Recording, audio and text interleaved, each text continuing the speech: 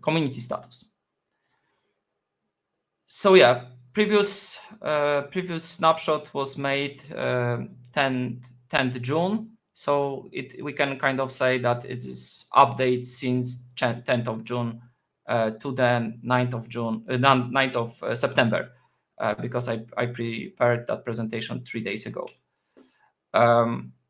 So we will start with Dasharo team events roadmap. So what kind of events we attended, what presentation we gave.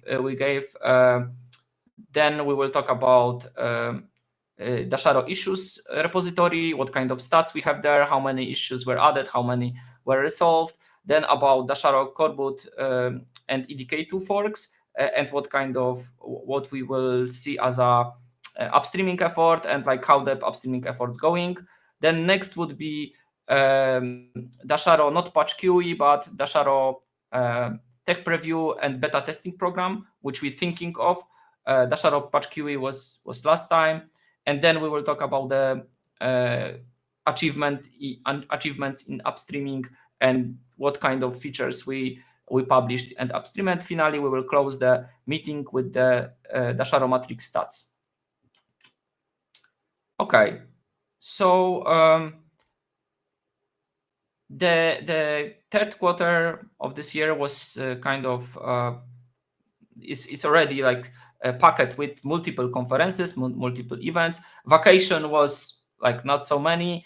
We didn't attend in anything since Dasharo User Group 6, which was in June. But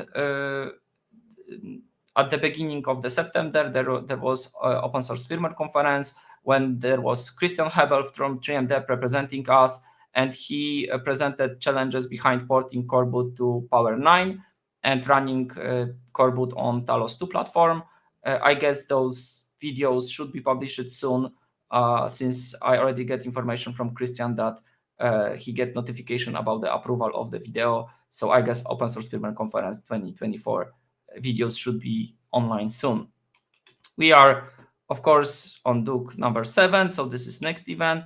And next week we have 2 events. First is Linux Plumbers, where 3MDEP, 5th time in last 6 years, together with Oracle, hosting or co-hosting system boot and security micro conference.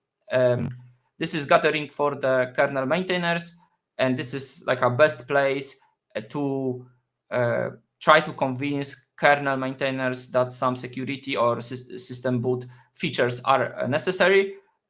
So we're talking there about TPMs, about measured boot, about secure boot, so shim, grab. But from 3MDEP perspective, very important is trench boot. And especially its use in as an anti-evil made in CubesOS. But this is like Linux kernel related, and we will meet kernel maintainers to convince them. I have presentation there, which is called which title is Challenges in Developing Trustworthy Linux-Based System in an Open Source Way. I would like to talk a little bit about that on VPAP, because I think I have like 5 points there, which I think are very important for us and for extending security and trustworthiness of Linux-based systems. Then CubesOS Summit. I don't want to talk much about CubesOS Summit. I have separate slide about that. But in short, we have we can say 2 meritoric, 2 kind of technical presentation, except all the opening and all the logistical stuff, which we'll handle together with Invisible Things Lab.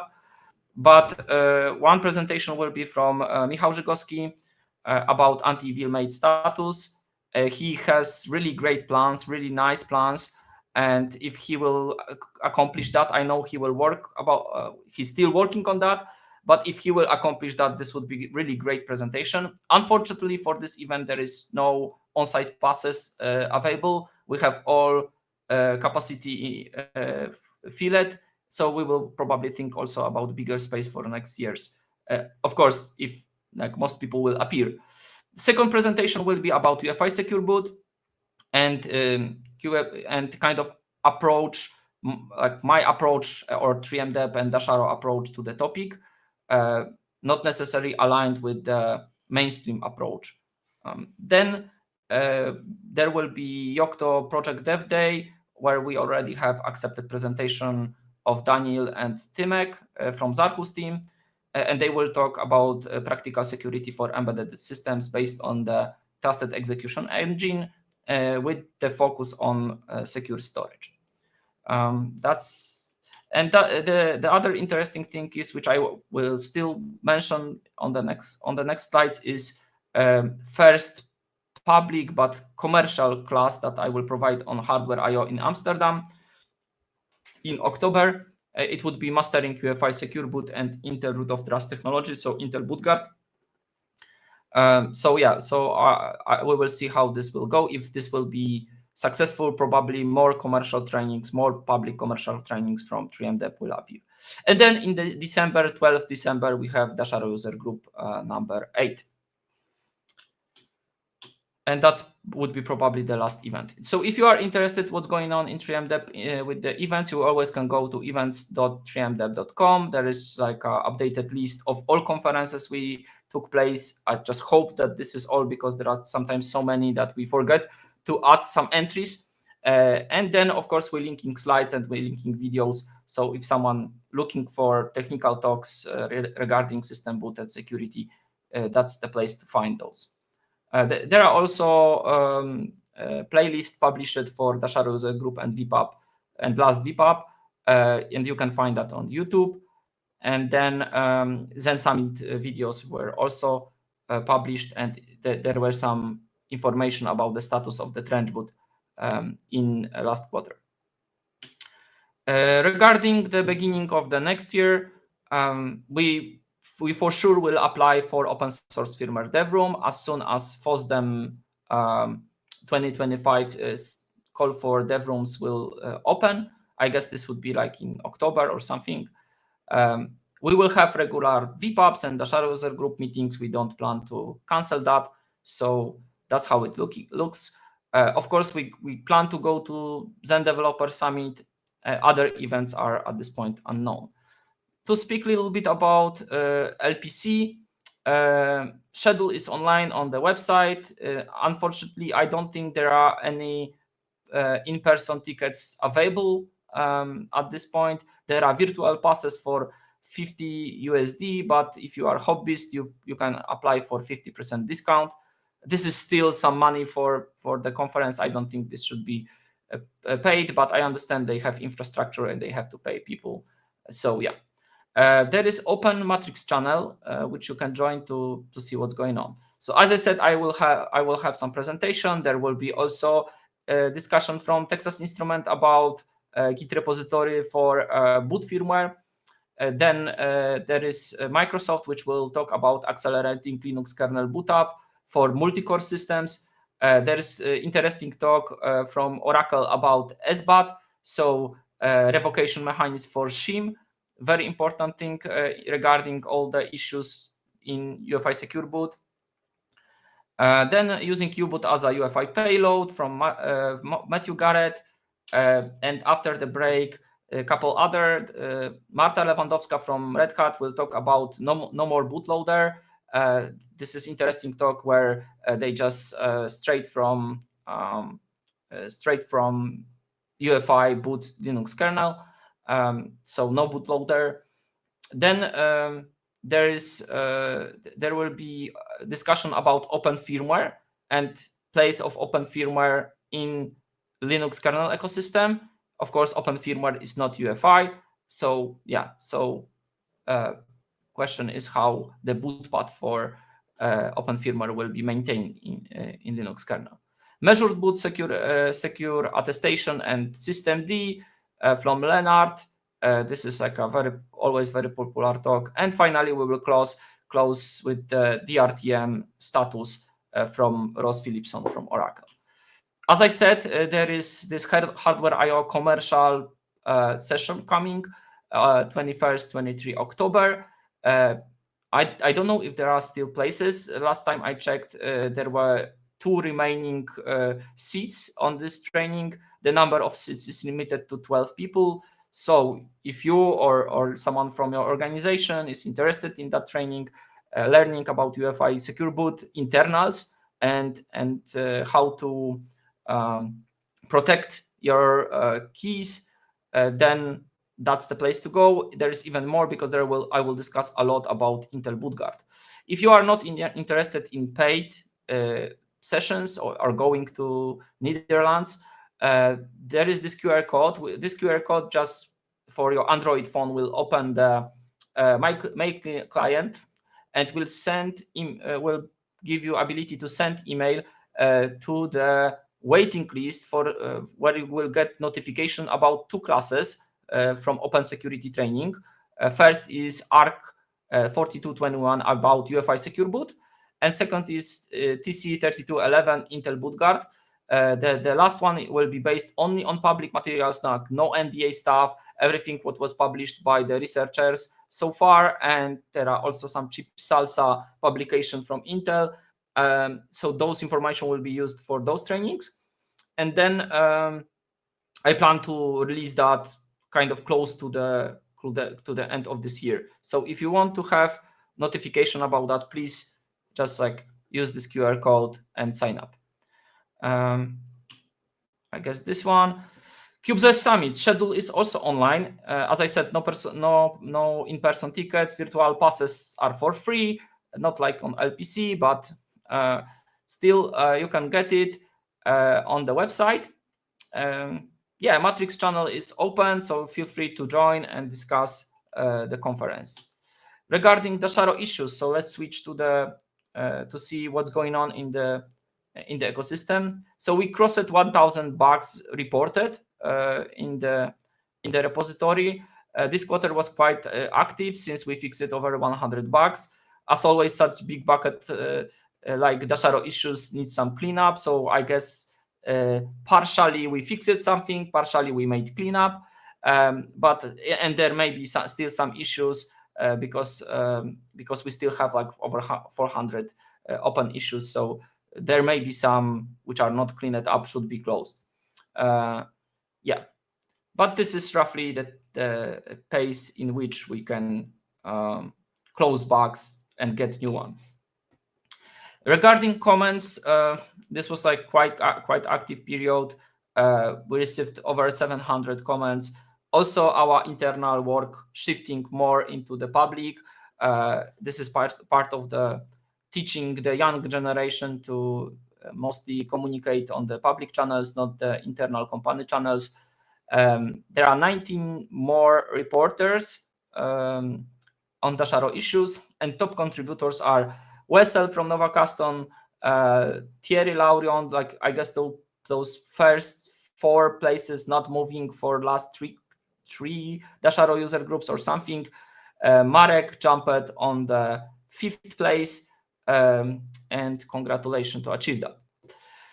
Regarding the Dasharo Core Boot PRs, the tempo is maybe not accelerating how much we can merge and how much we can deliver, but we were able to open 50 new merge requests.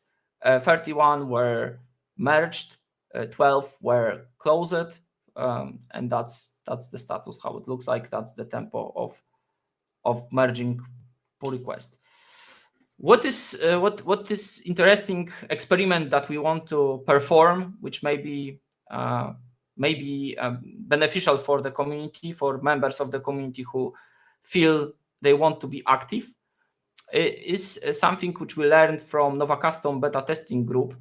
So essentially, at some point, Wessel created a beta testing group for those who want to get the firmware maybe not tested, like our release candidates, maybe not yet polished for the public release, but early access to those binaries. And this is closed invite-only group with people who do the testing, who are willing to do the testing. I think it works very well. I really enjoy the energy there. So I would like to repeat that success in the Dasharo for the other market segments than the laptop. So benefits for beta testers would be free access and early access to Dasharo binaries, of course, free of charge.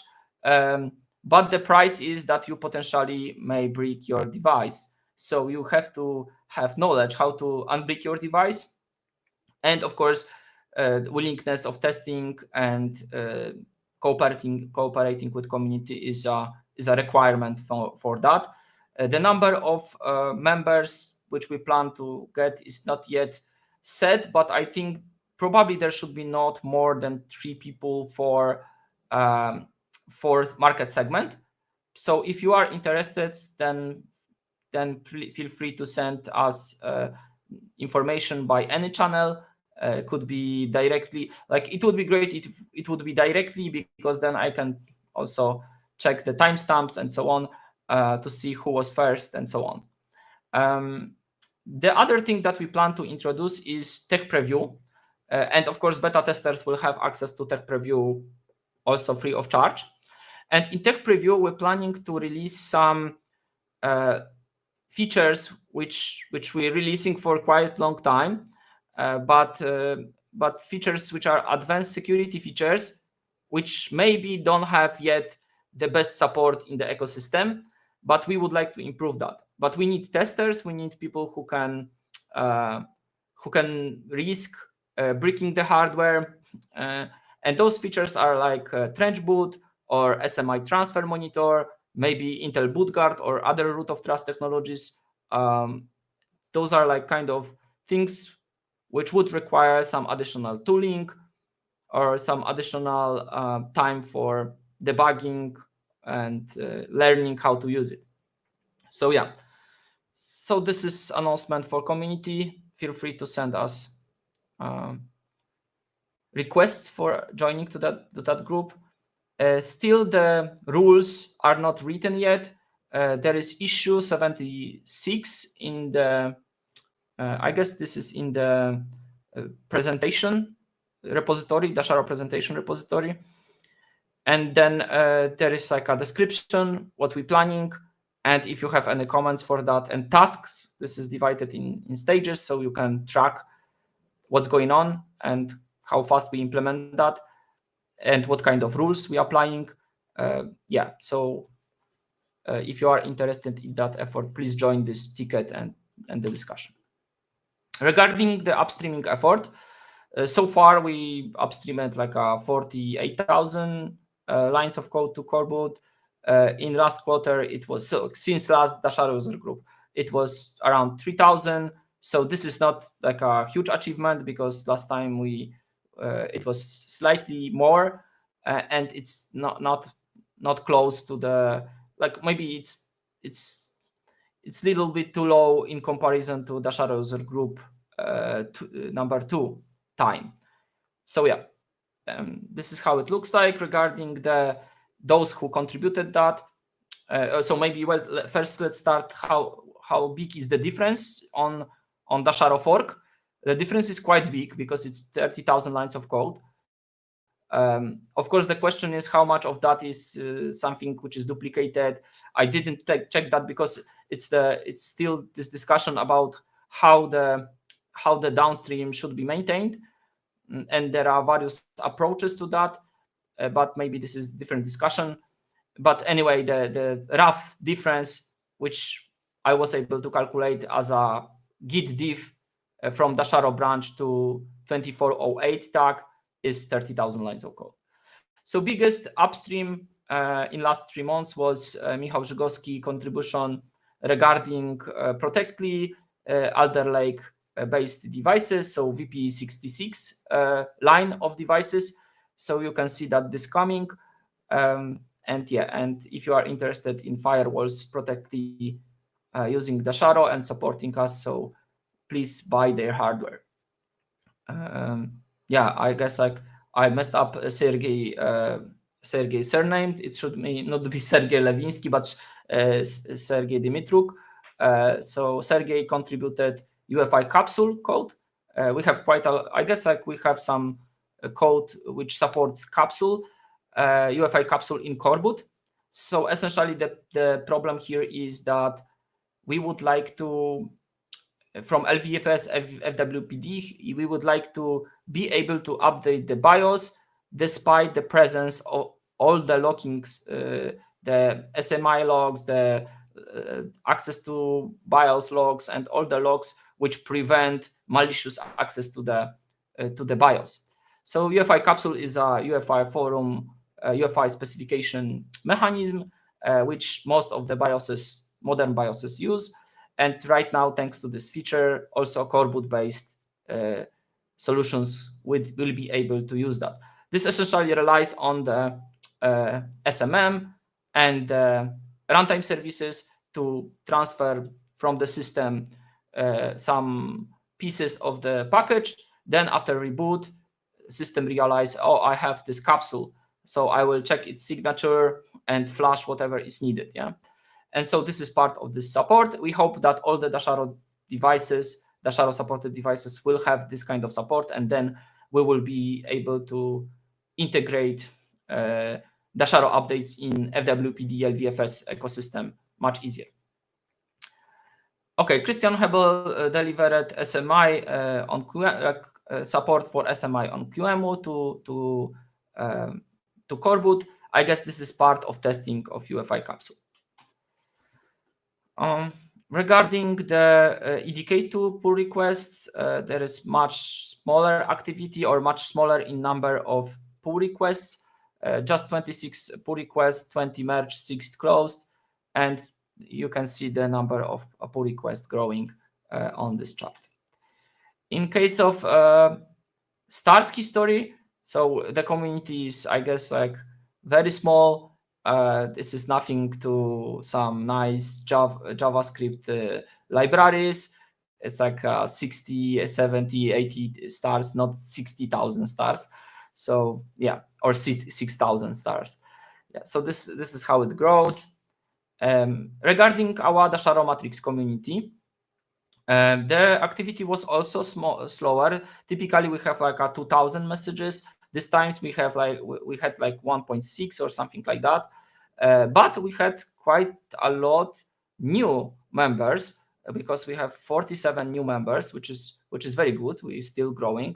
So on the Dasharo Matrix community space, we have 358 members. So thank you everyone, and welcome to anyone who is first time on this Dasharo user group meeting. And in case of top contributors on chat, the first top 4 does not change. So Zirblazer is like, he's kind of hard to be beaten because he's very active, and for it is already a couple years he's so active. So yeah, but Thierry recently was very active and jumped on 5th place. So congratulations, Thierry. This is how the growth of the user base on Dasharo Matrix look like. And in case of most active Dasharo community channels, except the Dasharo General, which is the most active, on random channel there is quite a lot of discussion. Please note that the random channel is not moderated. Is like there is free speech respecting channel. So even if someone posting something offending, unless it's breaking the law, we're not moderating that. But of course, spamming all this stuff is moderated. Then, so you joining to random channel or on your own risk. We already had some very hot discussions there when after some time people just left that channel because they didn't like what's going on there. So you were warned. Then Dasharo Developers VPAP is quite active, especially around Dasharo user groups and around VPAPs. And then support channel is quite active. Yeah, I guess that's it for this. I don't know how I'm with time. I'm probably already late.